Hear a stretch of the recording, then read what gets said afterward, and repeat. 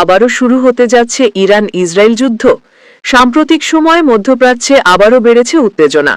ইসরায়েলের অভিযোগ, ইরান নাকি আবারও শুরু করেছে তাদের পারমাণবিক কার্যক্রম এবং এখন তারা অস্ত্র তৈরির শেষ ধাপে পৌঁছে গেছে।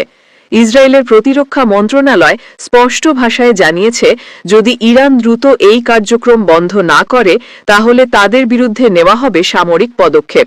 ইসরায়েলের মতে ইরানের এই কার্যক্রম শুধু মধ্যপ্রাচ্য নয়, গোটা বিশ্বের জন্য এক মারাত্মক হুমকি।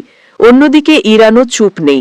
তারা পাল্টা প্রতিক্রিয়ায় জানিয়েছে, আমরা কোনো পারমাণবিক বোমা বানাচ্ছি না, বরং আমাদের এই কর্মসূচি সম্পূর্ণ শান্তিপূর্ণ এবং বৈজ্ঞানিক উদ্দেশ্যে ব্যবহৃত হচ্ছে। তবে ইরানের কণ্ঠে ছিল কঠোর সতর্কতা।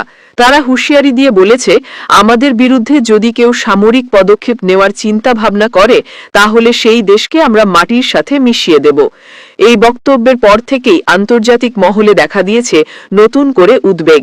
জাতিসংঘ ও বিভিন্ন বিশ্বশক্তি এখন দুই দেশের মধ্যে মধ্যস্থতার চেষ্টা চালাচ্ছে, যাতে পরিস্থিতি নিয়ন্ত্রণের বাইরে না যায়। তবে অতীতের অভিজ্ঞতা বলছে, ইরান ও ইসরায়েল যখনই এমন মুখোমুখি অবস্থানে এসেছে তখন মধ্যপ্রাচ্যের স্থিতিশীলতা ভয়াবহভাবে নড়বড়ে হয়ে পড়েছে। বিশ্লেষকরা বলছেন, যদি এই মুহূর্তে উত্তেজনা আরও বাড়ে তাহলে তা একটি নতুন আঞ্চলিক সংঘর্ষের জন্ম দিতে পারে, যা শুধু ইরান ও ইসরায়েল নয়, পুরো মধ্যপ্রাচ্যকেই টেনে নিতে পারে এক অজানা অগ্নিকুণ্ডে। এখন প্রশ্ন একটাই, কূটনীতি কি পারবে এই আগুনের স্রোত ঠেকাতে, নাকি বিশ্ব আবারও দেখতে যাচ্ছে ইরান ইসরায়েল যুদ্ধের নতুন অধ্যায়?